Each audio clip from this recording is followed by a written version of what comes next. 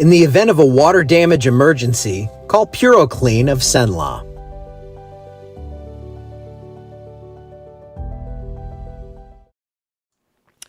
Good morning, I'm back. I don't know why it looked like that. That's okay. I'm just excited to be back, was excited to get up there.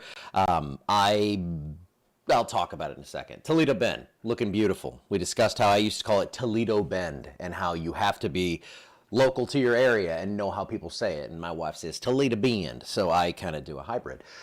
We got rain out there. We have water out there. We don't have rain out there. We had rain out there yesterday. We had some rain that came through yesterday evening that was heavier than I expected when I left, since I didn't have a rain chance in. But we did change that. We trended it upward, got some brief heavy rain last night, and it is now all gone. That's Alexandria. It looks good. Got some clouds out there. And so the things we come up with when we're there, all my friends, the original 6, who I'll show you in a second, they were presenting and posting and doing all their stuff. And Kristen comes up with this. She goes, "You need to do this next year. Bare bone success in a t-shirt with a cat on my lap." Of course, that's AI generated, but I was like, that's a pretty cool image. And yeah, I think I should present just based on that. And then this is the original 6. These are the 6 that stepped out and were like, for different reasons. I mean, this guy right here, Nick Pittman, his station went under. His TV station, it went bankrupt. So he goes, "Can I buy your weather system and just go live?" And now he has 22 employees, and he's doing it right up there in New Jersey. We have Ben Luna, the godfather of it all, right there in the middle. Tim Jones out of Nebraska. Mike Witcher, who's referred to as the secret sauce. And then Mike Kruger over here out in California, doing this in a market with like no severe weather. And then you have me on the end, just the original 6th. I was number 6, but hey, Central Louisiana, we were one of the ones that thought like we should do this. And I couldn't just think I want to do this. You guys had to come on board and watch it. And the local advertisers, the local sponsors, they came in, and I appreciate every one of them. And that was one of the first things I realized. I need to figure out a way to not only, figure out a way to creatively promote more for them, but not to where it's intrusive to you. But I need to just get out and thank all of them. I do that a lot, but I need to do so. I need to do more. I'm inspired right now, and we have a ton of ideas, lots of stuff going on, and that's good because there's no weather, so I can try to implement this stuff. But thank you to you. Thank you to the local community for what you do, and you guys were all visionaries in this. I couldn't do this without you, so you're along for the ride. We have some snow up in the Appalachians. This is way off to the northeast. Winter storm watches up there in Minnesota and Wisconsin.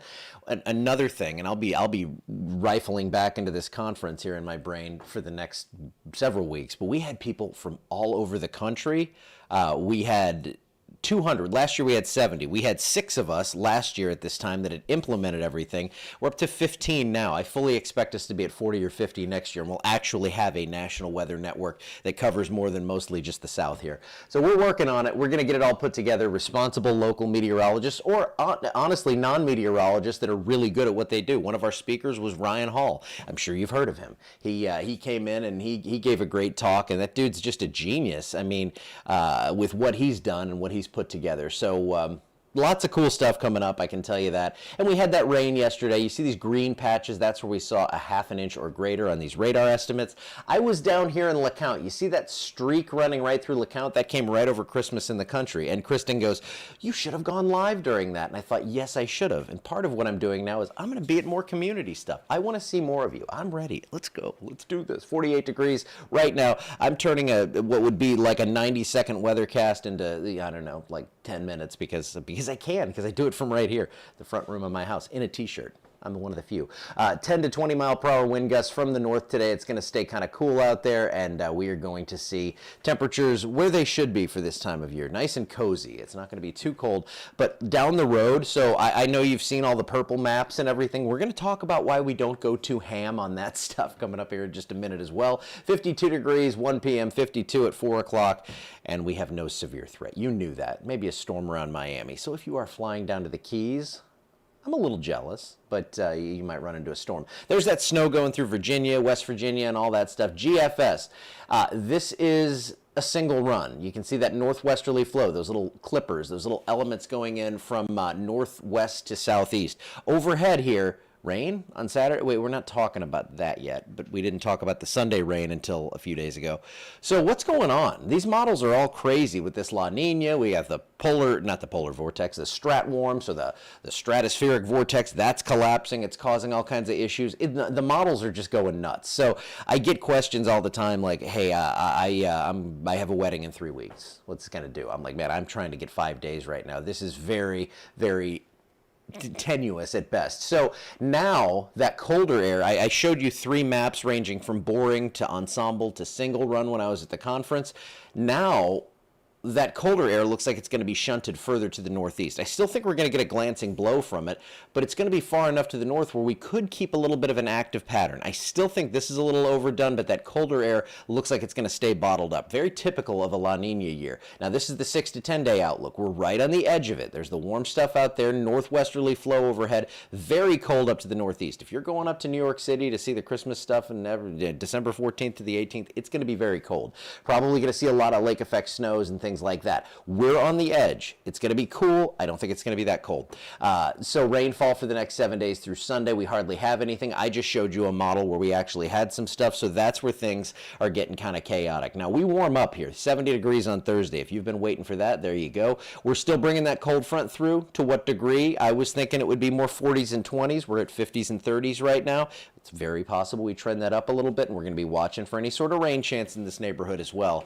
But yeah, it's a tough forecast once you get beyond a few days right now. Now, it looks pretty dry. That does look like something that's going to continue in toward the 22nd of December, and it looks like we're going to see those temperatures kind of close to normal. Big ridge out here in the west. That keeps us in a northwesterly flow, and what happens there is sometimes you can get a clipper system that comes way far south, and that could bring us a shot of cold air and could bring us, something fun, but it's not the ideal setup for us. So nothing locked and loaded for anything crazy around here. No crazy cold, no crazy warmth. That's going to be to the east and west, and here we lie in between.